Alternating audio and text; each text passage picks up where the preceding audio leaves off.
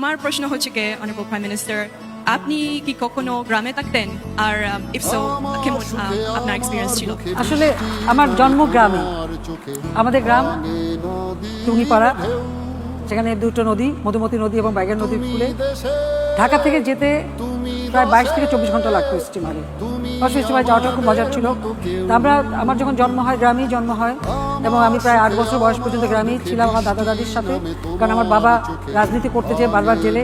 আপনি যখন ঢাকা ইউনিভার্সিটিতে ছাত্র হয়ে যখন ভাষা আন্দোলন শুরু করেন, তারপরে জেলে যান, অনেক দিন, প্রায় 2.5 বছর জেলে ছিলেন। কাজে আমরা গ্রামেই ছিলাম। 54 সালে ঢাকায় আসি, কিন্তু ঢাকায় আসলেও প্রত্যেক স্কুল ছুটিতে আমরা গ্রামে। তখন আমাদের কিছু ছিল না, রাস্তা ছিল না, ওই পুকুরে পানি বা খালে পানি ব্যবহার করতে হতো। ওটা আমাদের কোনো দুঃখ ছিল না, ওটাই আমাদের মজা ছিল। কাজে গ্রামে সব থেকে ভালো, এখনও আমার ভালো লাগে। আর আমি সবসময় মনে করি, আমি কিন্তু ঢাকা শহরে আমার কোনো বাড়ি টাড়ি কিছু নাই, আমি করিনি, কারণ আমি গ্রামেই থাকি। আর এখন তো পদ্মা সেতু হয়ে গেছে, তাড়াতাড়ি চলে যাবে। গ্রামে খুব মজা, এই যে আম টাম পেরে খাওয়া, শীতকালে বই, কচকচি তেঁতুল। এখন তো অবশ্যই বুড়ো হয়ে সেগুলি খেতে পারি না, কিন্তু একসময় তো ওইগুলি খেতে ছুটতাম। বইচি বাগানে যে ছিঁড়ে বইচি খাওয়ার একটা খুব মজা আছে।